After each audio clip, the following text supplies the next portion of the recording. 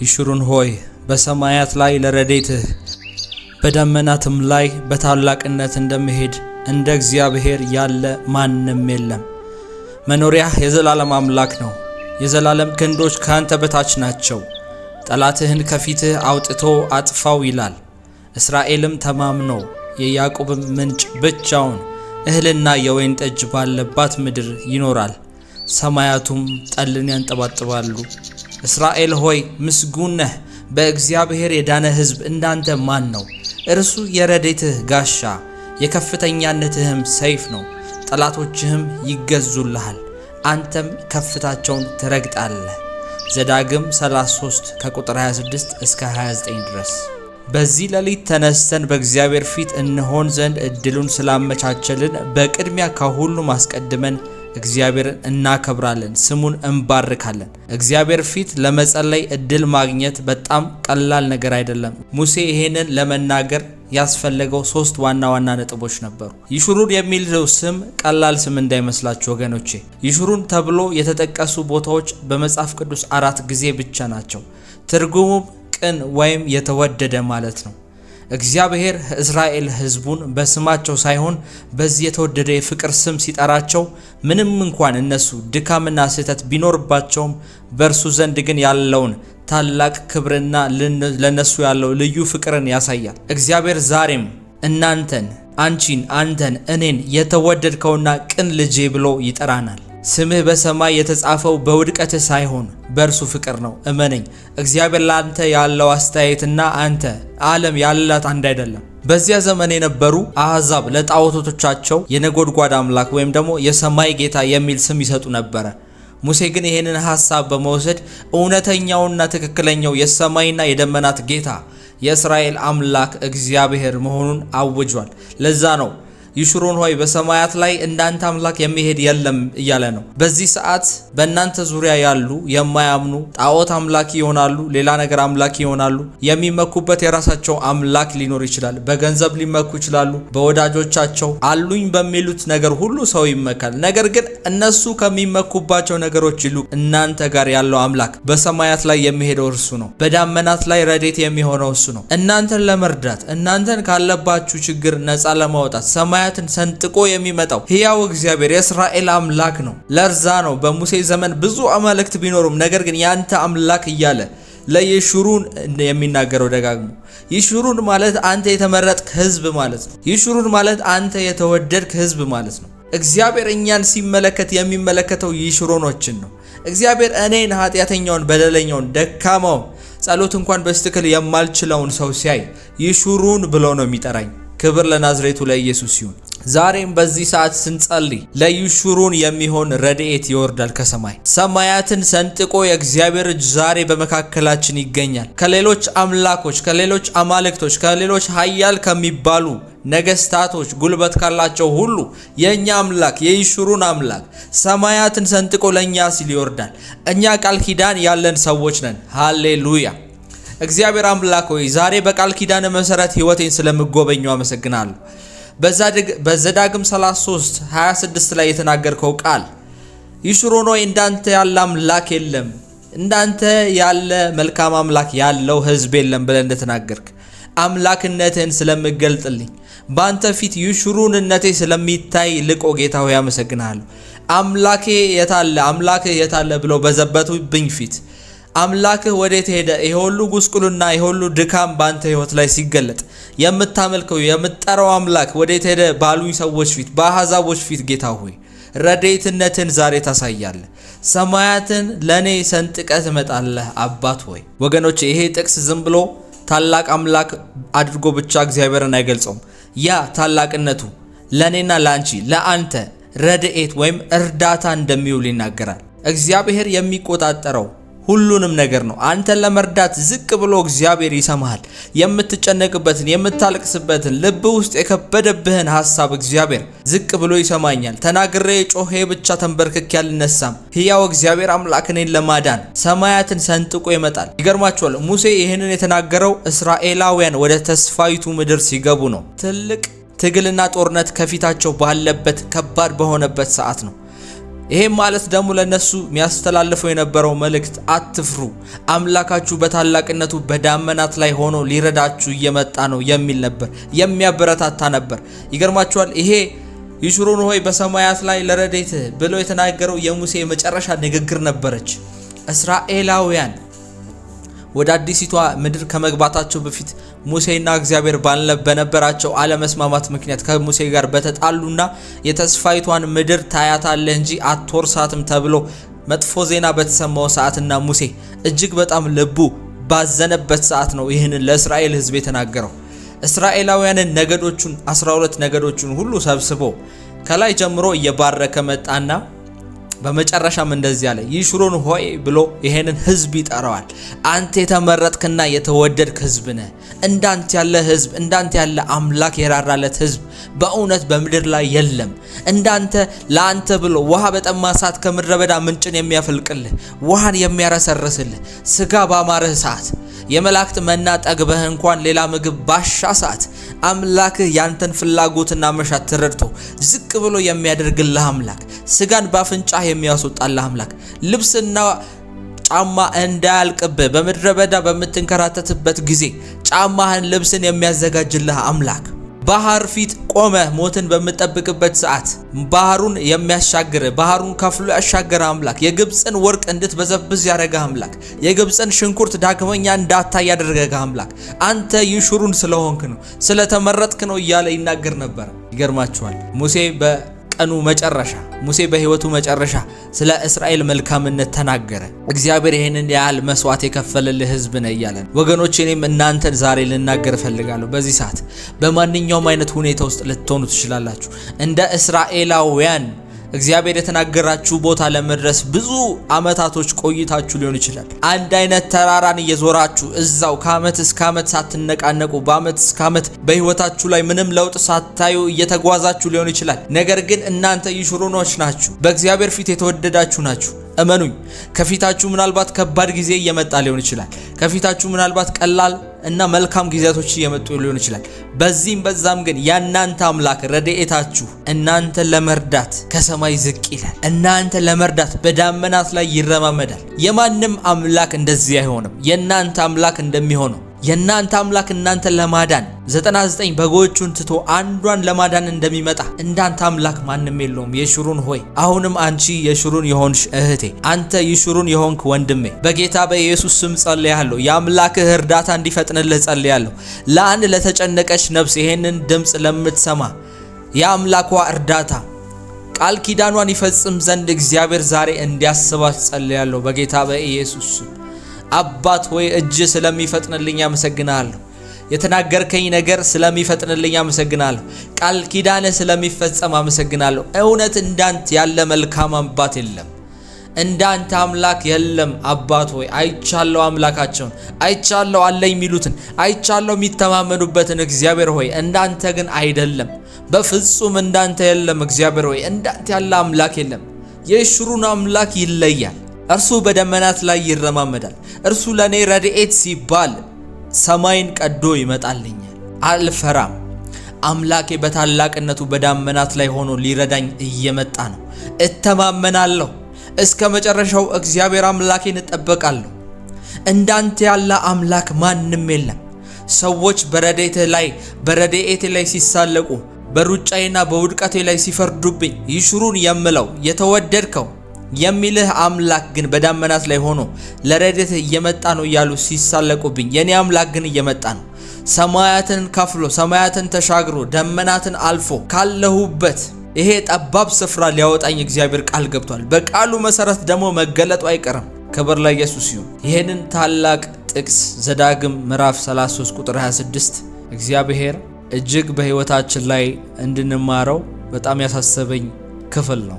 አምላክ ሆይ አንተ በውድቀቴ የምትፈርድብኝ ሳትሆን ይሹሩን ብለህ በልዩ የፍቅር ስምህ የምትጠራኝ አባቴ ነህ። ድካሜን እያወክ ቅኑ እና የተወደድከው ብለህ ያከበርከኝ ድንቅ አምላኬ ነህ። አንተ በእርሱ ዘንድ የምትወደድ ነህ። አንቺ በእርሱ ዘንድ የምትወደጂ ነሽ።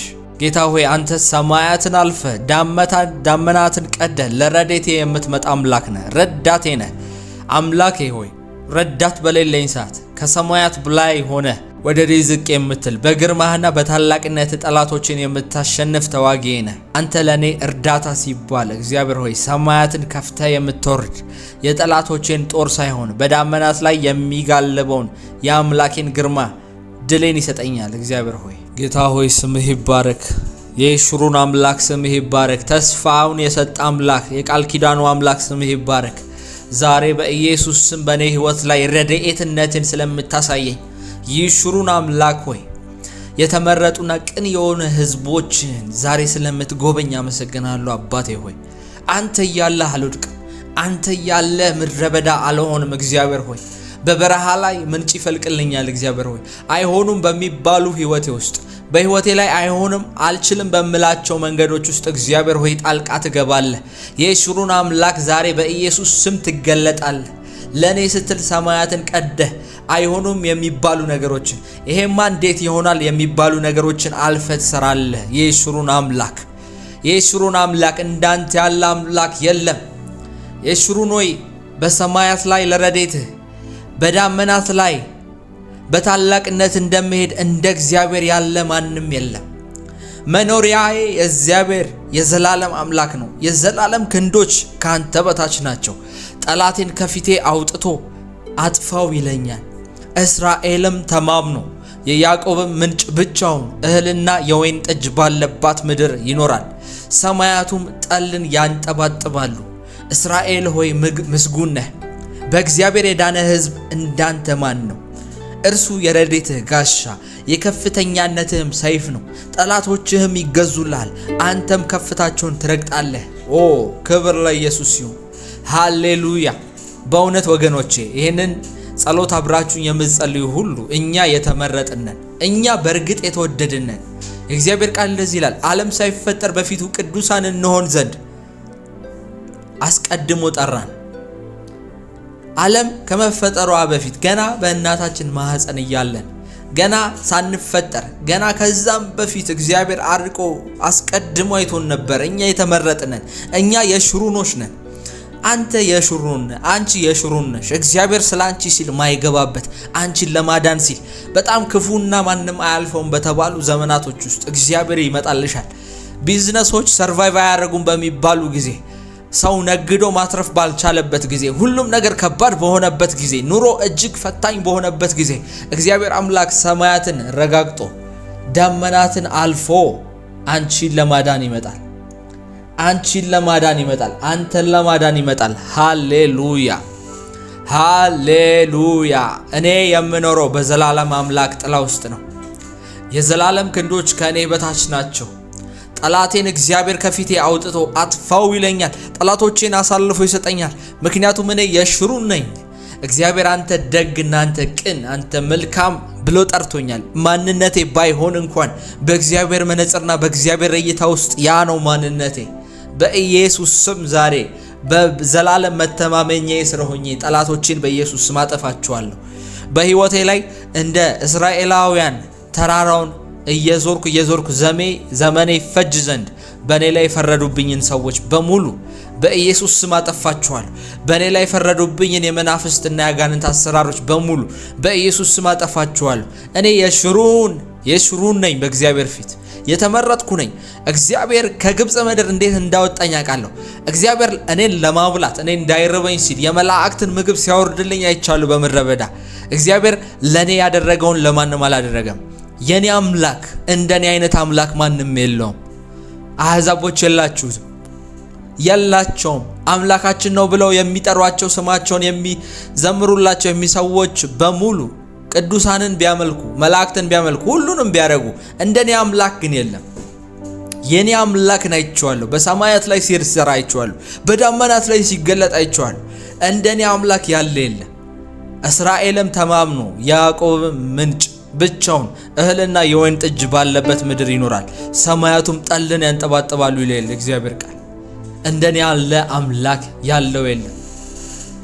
በኢየሱስ ስም ዛሬ እግዚአብሔር አምላክ ተአምራትን ያደርግልኛል። ዛሬም ባስፈለገኝና ባለሁበት ቦታ የሚያስፈልገኝን ነገር ያደርጋል። አምነዋለሁ። የሽሩን ብሎ በስሜ የጠራኝን አምላክ አምነዋለሁ። የሽሩን ብሎ የጠራኝን አምላክ አምነዋለሁ። እግዚአብሔር ዛሬ ያሰፋኛል። እግዚአብሔር አምላክ ዛሬ የኔን ነገር ያሰፋል፣ ከመጠን በላይ ያሰፋኛል በኢየሱስ ስም። ክርክር በህይወቴ ላይ አይሆንም።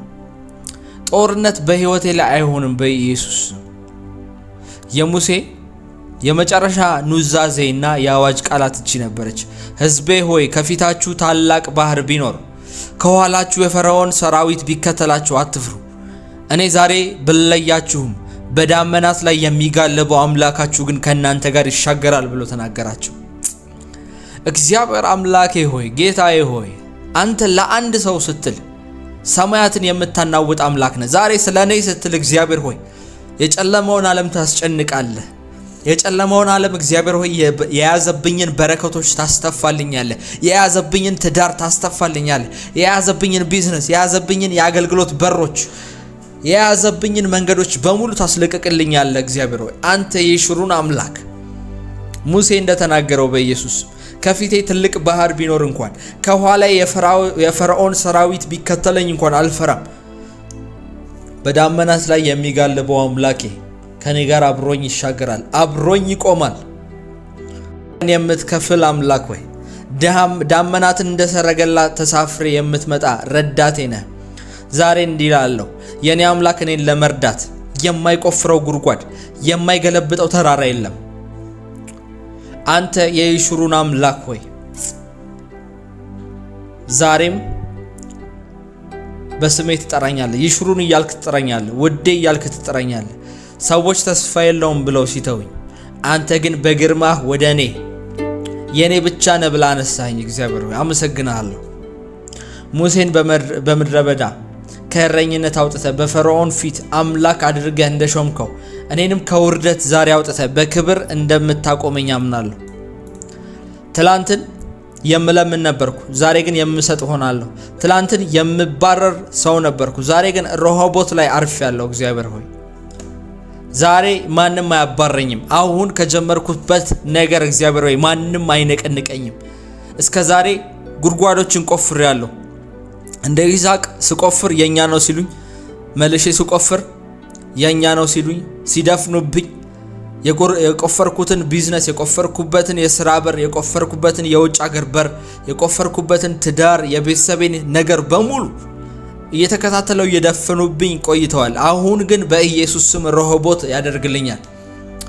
ዛሬ የሽሩን አምላክ ረሆቦት ያደርግልኛል፣ ያሰፋኛል። አብልጬ እሰፋለሁ፣ አብልጬ እሰፋለሁ። በኢየሱስ አብልጬ እሰፋለሁ። በዘፍጥረት መጽሐፍ ላይ የይስሐቅ ታሪክ ላይ እንደተናገረ ይስሐቅ በአባቱ በአብርሃም ምድር ኖረ። በዚያ የነበሩት ሰዎች ይቀኑበትና ይገፉት ነበረ። ይስሐቅ በቆፈራቸው የውሃ ጉድጓዶች ሁሉ ላይ ክርክርና ጥል ይነሳ ነበረ። ይስሐቅም ሰላምን ፍለጋ ከአንድ ቦታ ወደ ሌላ ይሸሽ ነበረ። ከብዙ መገፋትና ትዕግስት በኋላ ይስሐቅ ሌላ ቦታ ደረሰና ጉድጓድ ቆፈረ። በዚህኛው ጉድጓድ ላይ ግን ማንም ሰው አልተከራከረውም። ያኔ ይስሐቅ ይህንን ትልቅ ቦታ እንደዚህ አለው፣ አሁን እግዚአብሔር አሰፋልን፣ በምድር ላይም እንበዛለን። ስሙንም ረሆቦት ብለው ጠራው። ዘፍጥረት 26 ቁጥር 22 ላይ ረሆቦት ተስፋ መቁረጥን፣ መገፋትን እና የማያቋርጥ ትግልን ተከትሎ የሚመጣ መለኮታዊ ጣልቃ ገብነት ያለበት ምልክት ነው። የይስሐቅ ታሪክ እንደሚያስተምረን በህይወታችን ውስጥ ብዙ ጉድጓዶች ወይም ጥረቶች፣ ፕሮጀክቶች፣ ቢዝነሶች፣ ሱቆች ቆፍረን ሲደፈኑብን ወይም ልንከራከርባቸው፣ ልንጣላባቸው የሚችሉ ነገሮች ናቸው። የኛ የሆኑ ነገሮች ናቸው፣ ግን በጣም ብዙ ክርክርና ንጥቂያ ያለበት ቦታ ነው። ረሆቦት ማለት ግን እግዚአብሔር በቃ የሚልበትና ማንም ሊነካው ወይም ሊከራከር ተከራካሪ እንኳን የሌለበት፣ ሊከራከሩ የማይችሉበት ሰላምና እረፍት ያለበት ስፍራ ነው። በኢየሱስ ስም ረሆቦት ሆነልኝ፣ ረሆቦት ሆነልኝ። አሁን ባለሁበት ስፍራ ይሄን ስፍራ ተከራካሪ እንዳይመጣብኝ፣ አሁን እግዚአብሔር ሲባርከኝ፣ አሁን እግዚአብሔር ሊያሰፋኝ ሲሞክር ባጭሩ ሊያስቀሩኝ የሚመጡ ሰዎች በሙሉ በኢየሱስ ስም ጉልበታቸው፣ አቅማቸው እንዲሰበር ጸልያለሁ። በሰዎች ተጠቅሞ ክፉ ሰዎችን ጠላት እንዲያስነሳብኝ በኢየሱስ ስም ሰብሬያለሁ። ጉልበቱን፣ አቅሙን ሰብሬያለሁ። ይገርማቸዋል። ሰይጣን ራሱ ከሲኦል ወጥቶ ቀንዳም ሆኖ መጥቶ ላይዋጋችሁ ይችላል። ነገር ግን ምን ያደርግባችኋል? ባለ ትዳር ውስጥ ከሆናችሁ ሚስታችሁን ወይም ባላችሁን ያስነሳባችኋል። እግዚአብሔር ሊባረካችሁ፣ ሊያሰፋችሁ፣ ሊጎበኛችሁ ሲመጣ የገዛ እናትና አባቶቻችሁ ወንድሞቻችሁ ሳይቀር ይቀየሩባችኋል። የገዛ አብራችሁ ስራ የመሰሩ ሰዎች የቅርብ የሚባሉ ሰዎች ናቸው የሚቀየሩባችሁ። እግዚአብሔር በኢየሱስ ስም ይሄን መንፈስ ሰብሬዋለሁ። ከዙሪያችሁ ላይ የተመታ ይሁን በኢየሱስ ስም። እንዳትሰፉ፣ እንዳታድጉ፣ ቀንጭራችሁ እንድትቀሩ፣ የምትቆፍሩት ጉድጓድ በሙሉ እንዳይሰፋ የሚከራከሯችሁ ጠላት ሆኖ የሚነሱባችሁ በኢየሱስ ስም አባረርኳቸው ከናንተ። ጊዜያችሁ ነው። እግዚአብሔር ምንጭን ሰጥቷችኋል። እግዚአብሔር ምንጭን ሰጥቶኛል። የምረሰረስበት ጊዜ ነው። የምሰፋበትና የምበዛበት ጊዜ ነው። ያለኝ በዚህ ስፍራ ላይ ለብዙ ለመቶ ሺዎች የሚበቃ በረከትን እግዚአብሔር በኔ ላይ አስቀምጧል። ለትውልድ የሚሆን በረከትን በኔ ላይ አስቀምጧል። እግዚአብሔር መፍትሄን በኔ ውስጥ አስቀምጧል። ቅባቱን በኔ ውስጥ አስቀምጧል። እግዚአብሔር በረከቱን አስቀምጧል። ነገር ግን ይሄ ምንጭ እንዲደፈን የሚወጉ ብዙዎች አሉ።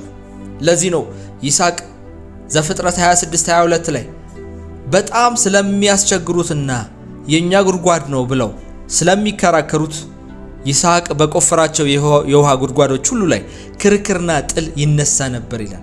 ይስሐቅም ሰላምን ፍለጋ ከአንድ ቦታ ወደ ሌላ ይሸሽ ነበር። በቃ ሰላም ያሳጣኝ ነገር አለ፣ እንዳልሰራ፣ እንዳልሰፋ፣ ምድሪቷን እንዳልገዛ፣ እግዚአብሔር የሰጠኝን ጸጋ እንዳልገልጥ፣ እግዚአብሔር የሰጠኝን አቅም እንዳልጠቀምበት፣ እግዚአብሔር የሰጠኝን ጥበብ አይምሮዬን እንዳልጠቀም፣ የጨለማውን ዓለም እንዳላስጨንቅ፣ እግዚአብሔር እንደተናገረው እንደ ኪዳኑ መሰረት አገልግዬ ሰዎችን ነፃ እንዳላወጣ ጉድጓዴን የሚደፍኑብኝ ሰዎች አሉ፣ የሚከራከሩኝ ሰዎች አሉ። በእኔ ስፍራ ሆኖ ግን የኛ ስፍራ ነው እያሉ የሚዋጉኝ የሚያስጨንቁኝ አሉ። በኢየሱስ ስም ጸልያለሁ። ይሄ ስፍራ የኔ ረሆቦት ነው። አሁን ያለሁበት፣ አሁን የኔ አገልግሎት፣ አሁን ይሄ የኔ ቢዝነስ፣ አሁን የኔ ስራ፣ አሁን ይሄ የመጀመሪያው ነገር የፕሮጀክቴ፣ አሁን ይሄ ትዳር፣ ይሄ ሪሌሽንሺፕ የኔ ረሆቦት ነው። ከዚህ በኋላ እግዚአብሔር ሆይ ጸልያለሁ፣ ማንም አይደፍንብኝም፣ ማንም አይነጥቀኝም። ይሄን ጉድጓድ ባንተ ስም ይሄን ጉድጓድ ቆፍሬያለሁ፣ ባንተ ስም ይሄን መረብ ጥዬዋለሁ። በኢየሱስ ስም ይሄ የኔ ጉድጓድ ነው ብዬ ጸለይኩኝ። ይሄ ረሆቦት ነው፣ የምሰፋበት የምዘረጋበት ጊዜ ነው። በኢየሱስ አይኖቻችንን እንዲከፍትልን እግዚአብሔር መንገዳችንን ብሩህ እንዲያደርግ፣ ጉዟችን ከጨለማ እንዲወጣ፣ ጉዟችን የብርሃን እንዲሆን እግዚአብሔር አባታችን በሁሉም ነገራችን ጣልቃ ገብቶ ብርሃን እንዲያደርግ በህይወታችን፣ በትዳራችን፣ በቤተሰባችን፣ በልጆቻችን፣ በስራችን፣ በእያንዳንዱ መውጣትና መግባታችን የተባረከና ብርሃን ያለበት ህይወት እንድንኖር እግዚአብሔር እንዲረዳን፣ ምሪት እንዲያደርግልን፣ ፊታችን ውድቀት እንዳይሆን፣ ፊታችን ኪሳራ እንዳይሆን፣ ፊታችን ውርደት፣ በሰዎች ፊት የተዋረድን፣ በቤተሰብ በወገኖች ፊት ኋላ የቀረን ሳይሆን የእግዚአብሔር እንደሚለው የእግዚአብሔር ቃል እንደሚለው ራስ እንድንሆን በዚህ ማለዳ መንገዶቻችንን እንዲያቀናልን፣ የተከፈተ በሮች እንዲመጡልን፣ የተከፈተ የሥራ በር፣ የተከፈተ የቢዝነስ በር፣ የተከፈተ የትዳር በር እግዚአብሔር እንዲያስተካክልልን፣ ህይወታችንን ከመጥፎ ወጥመድ ጨለማ ካዘጋጀልን አዘቅትና ጉድጓድ እግዚአብሔር እንዲጠብቀን በዚህ ሌሊት እንጸልያለን። እግዚአብሔር አምላክ በዚህ ሌሊት ጣልቃ ይግባልን። በዚህ ሌሊት ምሬትን ፈልገን መተናል። የእግዚአብሔር ቃል አሁን ባነበብኩላችሁ በመዝሙረ ዳዊት ክፍል ላይ እንደሚናገር ምህረትን ፈልገን መተናል። መንገዳችንን ታቀናልን ዘንድ ምሪትን ፈልገን መተናል እንደሚል በናዝሬቱ በኢየሱስ ስም ይህች ሌሊት እግዚአብሔር አምላክ መንገዳችሁን የሚያሳይበት ሌሊት ትሆን። መንገዳችንን፣ መውጣታችንን፣ መግባታችንን በብርሃን የሚሞላበት ቀን ይሁን። የእግዚአብሔር ቃል በመዝሙረ ዳዊት ምዕራፍ 63 ቁጥር 1 ላይ እንደዚህ ይላል፣ አምላኬ አምላኬ ወደ አንተ በማለዳ እገሰግሳለሁ፣ ነፍሴ አንተን ተጠማች፣ ስጋዬ አንተን እንዴት ናፈቀች ተብሎ እንደጻፈ በዚህ ማለዳ ወደ እግዚአብሔር የምንቀርበው ለስጋችን ለምድራዊ ህይወታችን ለፍላጎታችን ብቻ ሳይሆን የእርሱ መገኘት የእሱ ከኛ ጋር አብሮ መሆን ነፍሳችን ስለምትፈልገው ስጋችን ጤንነታችን ሁሉ ነገራችን የተመሰረተችው በእግዚአብሔር ህልውና ላይ ስለሆነ የእርሱ ከኛ ጋር አብሮ መሆን በሁሉም የህይወታችን አቅጣጫ ፍሬ እንደሚያደርግልን ፍሬያማ የተባረክን እንደሚያደርግልን ስለምናውቅ ነው። በዚህ ማለዳ በዚህ ሌሊት ወደ እግዚአብሔር የምንቀርበው እግዚአብሔር በህይወታችን በሁሉም አቅጣጫ ከኛ ጋር አብሮ ሲሆን ስኬት አብሮን ስላለ እንደምናቅ ነው። በገባንበት ቦታ ሁሉ እንደ አብርሃም እንደ ዮሴፍ እንደ ይስሐቅና እንደ ያዕቆብ ፍሬያማ ስለምንሆን ነው።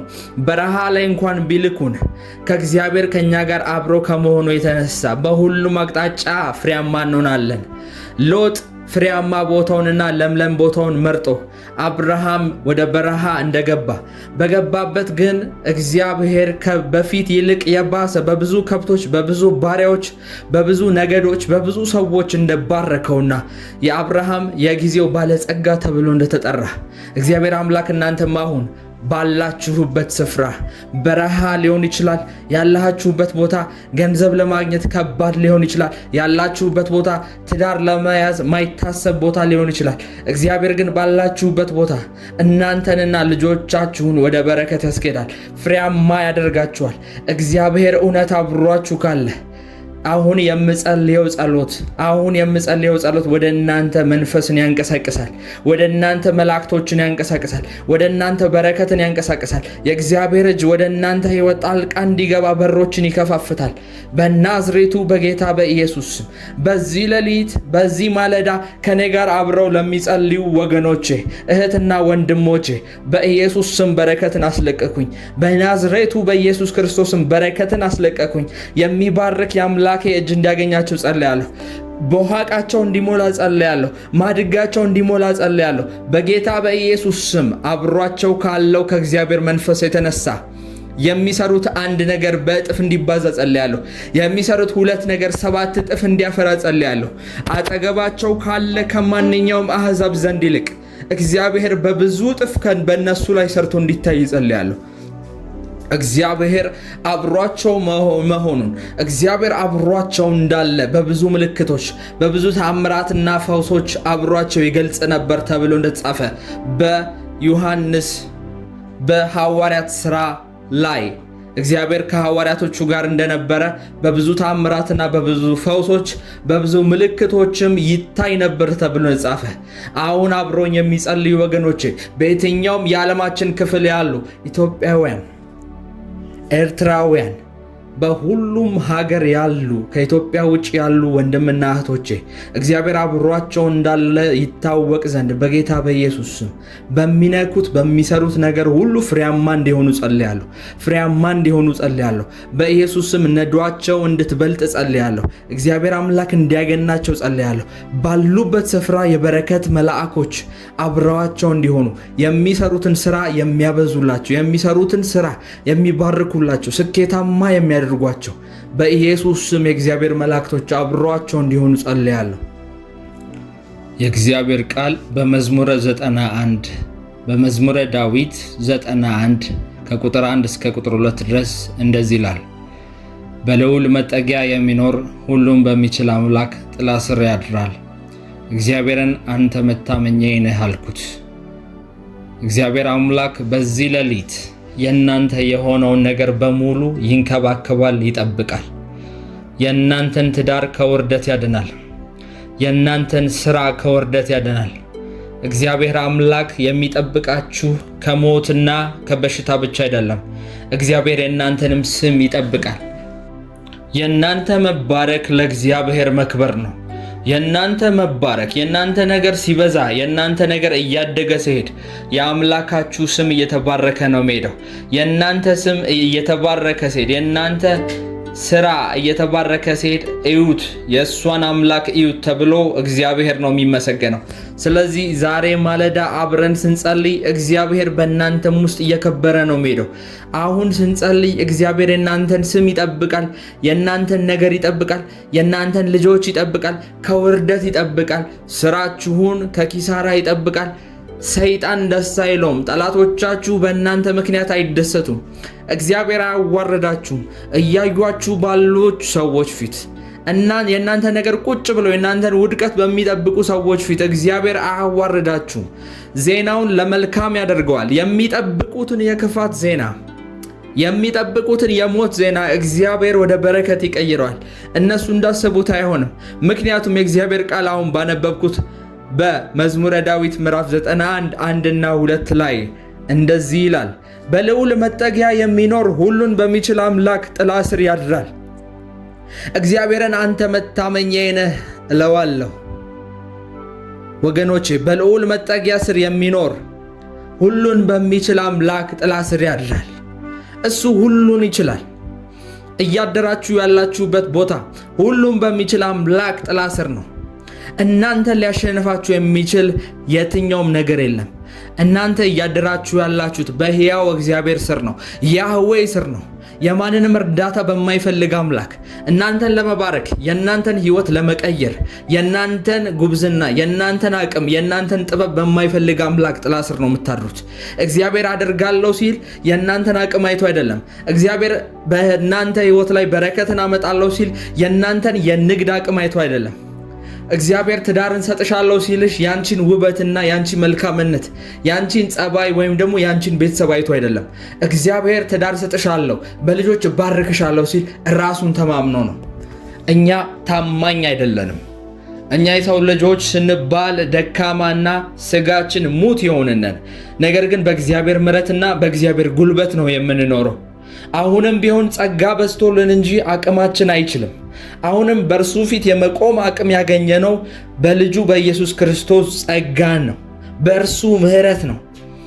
አሁንም እግዚአብሔር ወደፊት የሚያስቀጥለን ወደፊታችንን 5 ዓመታችንን 10 ዓመታችንን ቀሪ ዘመናችን የሚባረከው ከምሕረቱ የተነሳ ነው። ከወደደን ከታላቅ ፍቅሩ የተነሳ ነው። ማንም በራሱ አይመካ፣ ማንም በስጋ አይመካ፣ ማንም በጥበቡና በጉልበቱ አይመካ። የሚመካ ግን ካለ በእግዚአብሔር ይመካ። እምነት ያለው ሰው ካለ በእግዚአብሔር ላይ ይታመን፣ በራሱ ላይ አይታመን፣ በስጋ ለባሽ ላይ አይታመን፣ ምክንያቱም እርሱ የተረገመ ነውና ይላል። በስጋ ላይ የሚመካን እግዚአብሔር ያጠፈዋል። በራሱ በብርታቱ፣ በቤተሰቡ፣ በዘመዶቹ፣ በባለጠጋ ወገኖቹ የሚመካውን እግዚአብሔር እሱን ያጠፈዋል። እሱ የተረገመ ነው ይላል የእግዚአብሔር ቃል። የሚመካ ካለ ግን በእግዚአብሔር ይመካ። የእግዚአብሔር ቃል እንደዚህ ይላል በዕብራውያን ምዕራፍ 11 ላይ እግዚአብሔርን ያለ እምነት ደስ ማሰኘት አይቻልም ይላል። እግዚአብሔር ጋር አብራችሁ ልትኖሩ የምትችሉት፣ አብራችሁ ልትቀጥሉ የምትችሉት፣ ከእግዚአብሔር ጋር ጥሩ የሆነ መንፈሳዊ ህብረት ያለው ሰው ቢኖር እምነት ያለው ሰው ነው። ስለ ህይወቱ ሲያስብ እግዚአብሔር እንደሚረዳው የሚያምን ሰው ነው እግዚአብሔር አብሮት የሚቆመው። እግዚአብሔር ለለቅሶ መልስ የለውም። ለሚያለቅሱ ሰዎች እግዚአብሔር መልስ የለውም። ለጸሎት እንኳን እግዚአብሔር መልስ የለውም። እግዚአብሔር የሚመልሰው በልጁ በኢየሱስ ክርስቶስ ላለ እምነት ብቻ ነው። ምክንያቱም ያለ እምነት እግዚአብሔር አይሰራም። እግዚአብሔርን በስራችሁ ካላመናችሁት፣ እግዚአብሔርን በትዳራችሁ ካላመናችሁት፣ እግዚአብሔርን ስለ ልጆቻችሁ ካላመናችሁት፣ እግዚአብሔርን በመውጣት በመግባታችሁ ካላመናችሁት፣ በሁሉ ነገር ካላመናችሁት እግዚአብሔር መስራት አይችልም። የእናንተን ፍቃድ አልፎ መስራት አይችልም። እግዚአብሔር በህይወታችሁ ገብቶ እንዲሰራ ስትፈቅዱለት እምነት ይኑራችሁ። በእምነት ተናገሩ። ዛሬ እኔ በእምነት ለእናንተ ጸልያለሁ።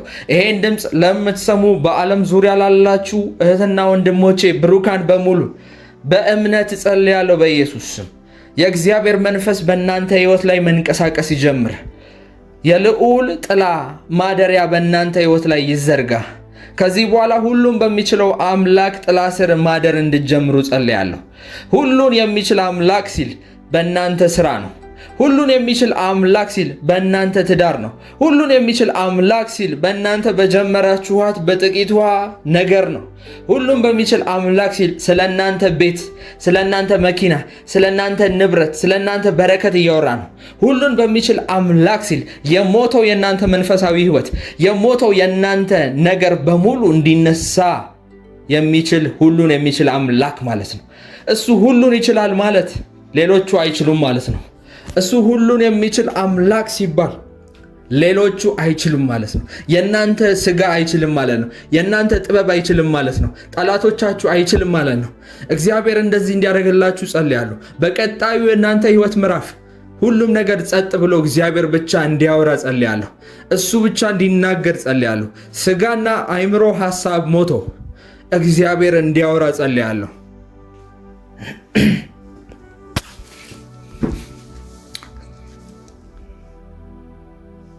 የእግዚአብሔር ቃል በኢሳይያስ ምዕራፍ 26 ቁጥር 3 ላይ እንደዚህ ይላል፣ በአንተ የታመነችውን ነፍስ ትጠብቃታለህ፣ ፈጽመህም ሰላም ትሰጣታለህ፣ በአንተ ታምናለችና ይላል የእግዚአብሔር ቃል። በእግዚአብሔር ላይ የሚታመን ሰው አያፍርም። እግዚአብሔርን የሚደገፍ ሰው አይዋረድም። ምክንያቱም የተማመነው በራሱ አይደለምና፣ በራሱ ዕውቀት በራሱ በሆነ ነገር አይደለም የታመነውና በእግዚአብሔር ግን ታምኗል። ስለዚህ እግዚአብሔር ይሄን ሰው አያሳፍረው፣ ይሄን ሰው አያዋርደው። እግዚአብሔር አምላክ ይልቁኑ ከነርሱ ጋር ይሆናል።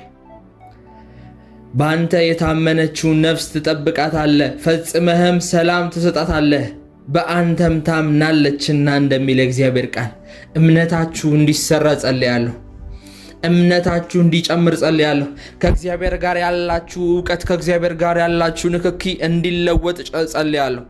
ከዚህ በኋላ በጌታ በኢየሱስ ስም አይምሮአችሁ ውስጥ ያለ የትኛውም የመንፈሳዊ ጥቃት እንዲሰበር ጸልያለሁ።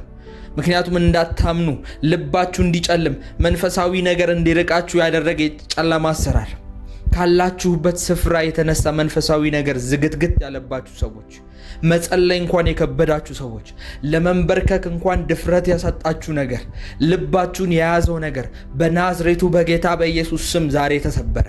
እንደ እግዚአብሔር ሰው በኢየሱስ ስም ጸልያለሁ። ከናንተ ላይ ቀንበሮች ሲነሱ ያሳየኛል። ከናንተ ላይ ወጥመዶች፣ እግራችሁን የያዘ ሰንሰለት ሲነሳ ያሳየኛል። ይሄ ጥቃት ከዚህ በኋላ በኢየሱስ ስም አይቀጥልም። የእግዚአብሔር ቃል ሲናገር ውጊያችን ከስጋና ከደም ጋር አይደለም፣ ነገር ግን ከመንፈሳዊ አለቆች፣ ስልጣናትና ገዢዎች ጋር ነው ተብሎ እንደተጻፈ በየትኛውም መንገድ የእናንተን መንፈሳዊ ነገር የሚመታ የእናንተን ከእግዚአብሔር ጋር ያላችሁን ግንኙነት የሚይዝ ነገር ስጋ ለባሽ ቢሆን መንፈሳዊ ቢሆን መላእክት ቢሆኑ አለቆች ስልጣናት ቢሆኑ የወደቁ መላእክቶች የጨለማ ኤጀንቶች ቢሆኑ በኢየሱስ ስም ከእናንተ ላይ ተሰብሯል። እምነታችሁ እንዲመለስ ጸልያለሁ። በእግዚአብሔር ላይ ያላችሁ እምነት ሕፃን ልጅ አባቱን እንደሚያምን፣ ሕፃን ልጅ እናቱን እንደሚያምን በሄዱበት ቦታ በሙሉ ይዘውት ሲሄዱ ለበጎ ነው ብሎ እንደሚያስብ አባቴ ለኔ መልካምን ያስባል፣ አባቴ ለኔ መልካምን ያስባል ብሎ እንደሚያስብ በእግዚአብሔር ላይ ያላችሁ እምነት ከመቼውም ይልቅ በህይወታችሁ እንድትወራረዱ ጸልያለሁ። በህይወታችሁ እንድታምኑበት ጸልያለሁ። እግዚአብሔር ሁሌም ቢሆን እምነት በሚሰራበት ቦታ አለ። እግዚአብሔር ሁሌም ቢሆን በምናምንበት ቦታ አለ። እምነት በሌለን ቦታ እግዚአብሔር የለም። በዛ ስፍራ መንቀሳቀስ አይችልም። ምክንያቱም እግዚአብሔር ደስተኛ አይደለም። እምነት አልባ በሆነ ነፍስ፣ እምነት አልባ በሆነ አስተሳሰብ፣ እምነት አልባ በሆነ መውጣትና መግባት በሙሉ እግዚአብሔር የለበትም። ሳታምኑ በምትጀምሩት ነገር፣ ሳታምኑ በምትጸልዩት ጸሎት፣ ሳታምኑ በምትሰሩት ስራ፣ ሳታምኑ በምትገቡበት ሪሌሽንሺፕ ውስጥ እግዚአብሔር የለም። ምክንያቱም የእግዚአብሔር ቃል እንደነገርኳችሁ በዕብራውያን 11 ላይ ያለ እምነት እግዚአብሔርን ደስ ማሰኘት አይቻልም ተብሎ እንደጻፈ፣ አሁን ግን በኢየሱስ ስም ጸልያለሁ። ይሄን ጸሎት ከኔ ጋር አብራችሁ በመንፈስ እየጸለያችሁ እምነት እንደ መንፈስ እንዲያገኛችሁ ጸልያለሁ። ልባችሁ እንዲበረታ ጸልያለሁ። ለመጽሐፍ ቅዱስ ለእግዚአብሔር ቃል ያላችሁ አፒታይት እንዲከፈት ጸልያለሁ በጌታ በኢየሱስ ስም። አፒታይታችሁን የቆለፈ ልክ ሰዎች ለምግብ ያላቸው ፍላጎት እንደሚጠፋ ለጸሎት፣ ለመንፈሳዊ ነገር፣ ለስብከት፣ ለመዝሙር፣ የእግዚአብሔርን ቃል ለማንበብ ያላችሁን አፒታይት የዘጋ መንፈስ በኢየሱስ ስም ከእናንተ ላይ ተሰበረ። ድንዛዜን በኢየሱስ ስም ሰበርኩኝ። በጌታ በናዝሬቱ በኢየሱስ ክርስቶስ ስም ያፈዘዛችሁ፣ ያደነዘዛችሁ፣ በተለያዩ ነገሮች፣ በስጋዊ ነገሮች በኢየሱስ ስም ያደነዘዛችሁን ነገር ከዚህ በኋላ ሰብሬዋለሁ። ለመንፈሳዊ ነገር የምትጓጉ፣ ለመንፈሳዊ ነገር የምትጋደሉ፣ የምትሮጡ እንደሆን በኢየሱስ ስም ጸልይላችኋለሁ። መንፈሳችሁ ከተኛበት እንዲቀሰቀስ፣ መንፈሳችሁ ከወደቀበት ከጨለመበት ቦታ እንዲወጣ በአፋጣኝ እንዲለቀቅ በጌታ በኢየሱስ ስም ጸልያለሁ። ከዚህ በኋላ በመንፈሳዊ ህይወታችሁ ሽባ አድርጓችሁ አይቀጥልም። ሽባ አድርጓችሁ አይቀጥልም። የጸሎት ህይወታችሁን አስለቅቄያለሁ። የጸሎት ህይወታችሁን አስለቅቄያለሁ። የጸሎት ህይወታችሁን አስለቅቄያለሁ። ፍሬያማ ትሆናላችሁ። በመንፈሳዊ ነገር ትባረካላችሁ። በሰማያዊም በመንፈሳዊውም ነገር ትባረካላችሁ በጌታ በኢየሱስ ስም። ከዚህ ጸሎት በኋላ አንዳንዶቻችሁ አይኖቻችሁ ይከፈታል። አምናለሁ እግዚአብሔር አይኖቻችሁን ይከፍታል። ተገናኝቷችሁ ሰምታችሁት የማታውቁትን የእግዚአብሔርን ድምፅ መለማመድ ትጀምራላችሁ። አይኖቻችሁ ይከፈታሉ። ለብዙ ሊያጠፏችሁ የሚመጡትን ነገሮች ታስመልጡታላችሁ፣ ታመልጡታላችሁ በጌታ በኢየሱስ ስም። ያላችሁበት ምናልባት ምድረ በዳ አካባቢ ሊሆን ይችላል። እንዳልኳችሁ ያላችሁበት ሰዎች ፍሬያማ የማይሆኑበት ሊሆን ይችላል። ሰዎች የማይባረኩበት ቤተሰቦች ውስጥ አድጋችሁ ሊሆን ይችላል። በእኛ ቤተሰብማ ጭንገፋ ነው፣ በእኛ ቤተሰብማ እጦት ነው፣ በእኛ ቤተሰብማ ትዳር የሚባል አይታሰብም እያላችሁ ከሆነ እግዚአብሔር በዚህ ቀን የቤተሰብን መርገም ከእናንተ ላይ ይሰብራል። ሲዋረድ የቆየውን ከእናታችሁ ከአባታችሁ ጎን በደም በዘር የተላለፈውን ይሄን መንፈስ ዛሬ ለአንዴና ለመጨረሻ ጊዜ በጌታ በኢየሱስ ስም እንቆርጠዋለን። በጌታ በኢየሱስ ስም ከእናንተ ላይ ይነቀላል። ከዚች ቀን ጀምሮ፣ ከዚች ሰከንድና ደቂቃ ጀምሮ አብሯችሁ አይቀጥልም። በናዝሬቱ በጌታ በኢየሱስ ስም ከዛሬ ቀን ጀምሮ የቤተሰብ መርገም ከእናንተና ከቤተሰባችሁ ላይ በአጠቃላይ ይሰበራል። ድህነት ወደ ልጆቻችሁ አይቀጥልም። የትዳር ማጣት፣ የትዳር መበላሸት ወደ ልጆቻችሁ አይቀጥልም።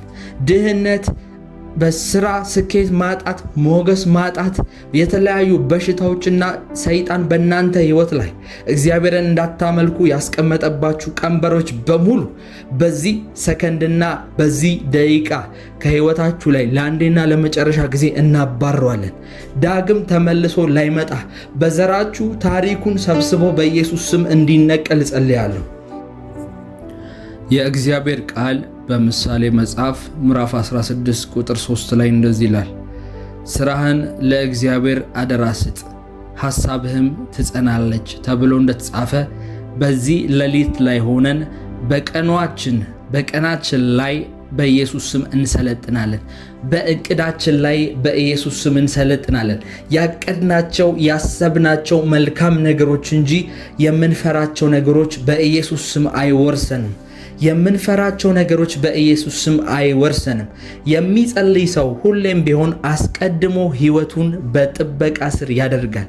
የሚጸልይ ሰው በተለይ ደግሞ በሌሊት 9 ሰዓት ተነስቶ ከእግዚአብሔር ጋር አብሮ ስለ ቀኑ፣ ስለ ውሎ፣ ስለ ምሪቱ የሚጸልይ ሰው አስቀድሞ ቀናቶችን ይዋጃል።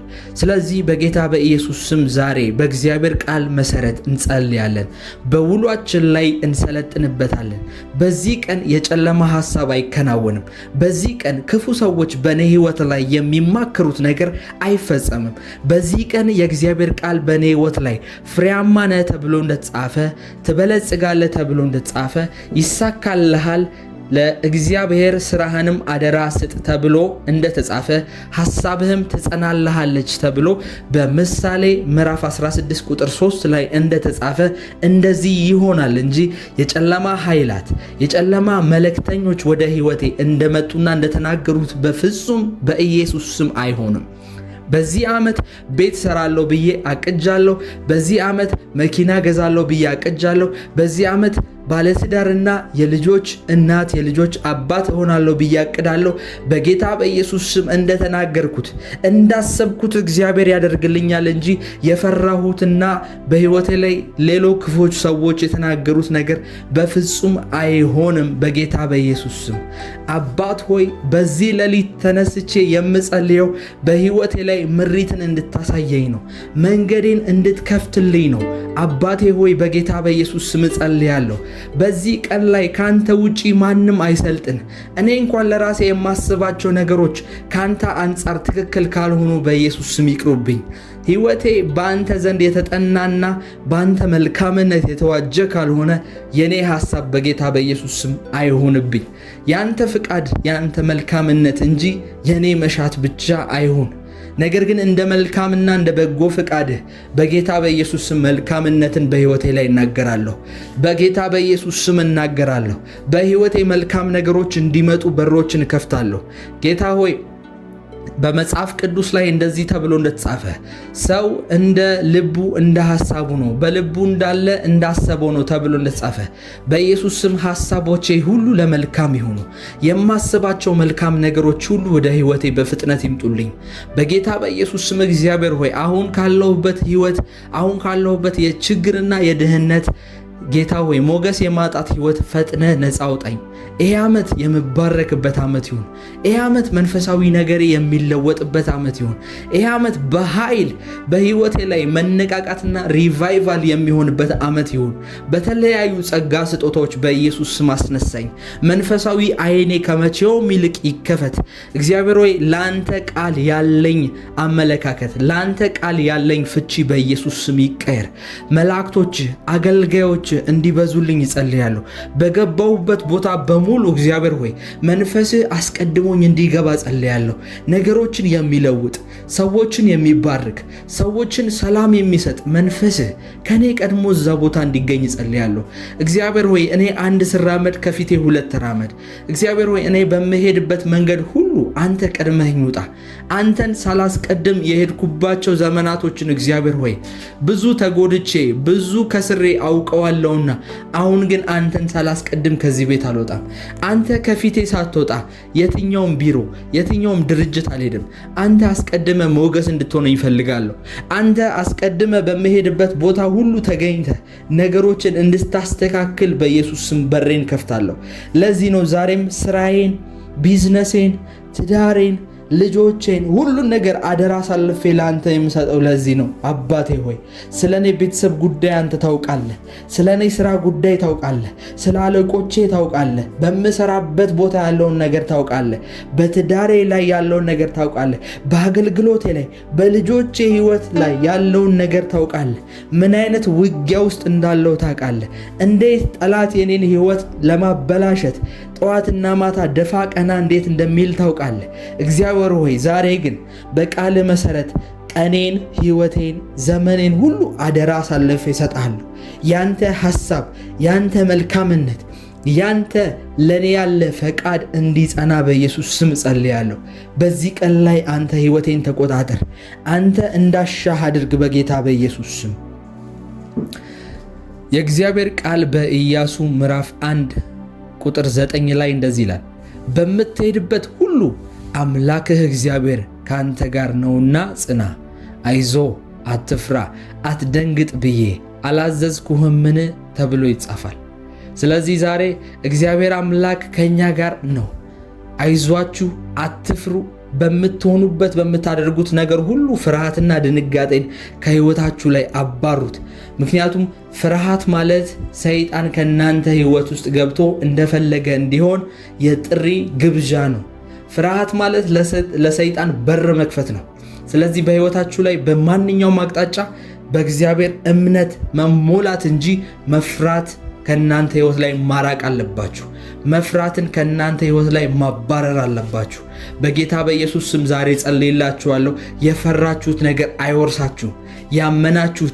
ያመናችሁት እግዚአብሔር አያሳፍራችሁ።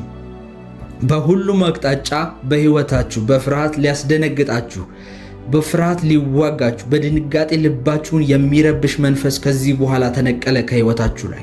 ይህን ጸሎት አብራችሁ ከኔ ጋር እየጸለያችሁ ሳለ እግዚአብሔር እምነትን በውስጣችሁ ይሞላል። መንፈሱን በእናንተ ውስጥ ያደርጋል። የምትነኩት የምታረጉት ነገር ሁሉ ለልምላሜ ይሆንላችኋል። እሱ ብቻ ሳይሆን ፊታችሁ ማብራት ይጀምራል። የምትለብሱት ልብስ እንኳን ሻይን ማድረግ ይጀምራል። ጂሰስ ኢየሱስ በዛ ተራራ ላይ ከሙሴና ከኤልያስ ከመናፍስቶች ጋር ከተገናኘ በኋላ ፊቱና የልብሱ ሽፋን ሳይቀር ነው በብርሃን የተሞላው። ስለዚህ በእያንዳንዱ ህይወታችሁ ላይ ብርሃን እንዲሆን ጠራለሁ። በስራችሁ፣ በትዳራችሁ፣ በቢዝነሳችሁ፣ በጀመራችሁት በየትኛውም ጉዳይ ላይ እግዚአብሔር ብርሃን ያድርግላችሁ። አትደንግጡ፣ አትፍሩ። በእምነት ወደፊት ከእግዚአብሔር ጋር ተጓዙ። እግዚአብሔር ድሎችን፣ እግዚአብሔር መከናወኖችን፣ እግዚአብሔር ፍሬያማነትን በእናንተ ላይ ያደርጋል። እግዚአብሔር በእስራኤል ህዝብና በግብፅ ህዝብ መካከል የሚታይና ግልጽ የሆነ ልዩነት እንዳደረገ በዛ ቀን በዚህ ደግሞ ጨለማ እንዲሆን እንዳደረገ በዛ ሞት በዚህ ደግሞ ምህረት እንዲሆን እንዳደረገ በእናንተና በአሕዛቦች መካከል አብሮ መሄድ አይሆንም። በጌታ በኢየሱስ ስም የእናንተ ህይወት ይባረካል። የእናንተ ህይወት የሕያው እግዚአብሔር መንፈስ የሚሰራበት ህይወት ከመሆኑ የተነሳ በሁሉም ነገር እያማረበት እየለመለመ ይሄዳል። ያንን የእግዚአብሔርን ክብር አይተው ወደ እናንተ ህይወት እስኪመጡ ድረስ ሰዎች በእናንተ ህይወት ላይ እየሆነው ያለው ነገር የሚታይ የእግዚአብሔር እጅ ነው ብለው እጅ በአፍ እስኪጭኑ ድረስ የእግዚአብሔር መንፈስ መስራት ይጀምራል። እግዚአብሔር ይባርካችሁ። ከእናንተ ጋር አብሬ ስጸልይ የነበርኩት እኔ ፕሮፌት ቃልአብ ነኝ። እኔን ፕራይቬት ወይም ደግሞ በግል ልታገኙኝ የምትፈልጉ ሰዎች ከታች ባለው ስልክ በ0913 02 41 64 ላይ በዋትሳፕ ብቻ በመደወል ኮንታክት ማድረግ ትችላላችሁ። እግዚአብሔር ዘመናችሁን ይባርክ። ለዚህ ዩቲዩብ ቻናል አዲስ የሆናችሁ ሰዎች ሁላችሁም ላይክ እና ሰብስክራይብ እያደረጋችሁ ቤተሰባችን ሁኑ። ሁሌም በጸሎት ሰዓት አብራችሁን ቀጥሉ። ጸሎታችን ይቀጥላል። እግዚአብሔር አምላክ ስሙ ይባረክ። ለእናንተ ደግሞ ጸጋ ይብዛላችሁ። ሻሎም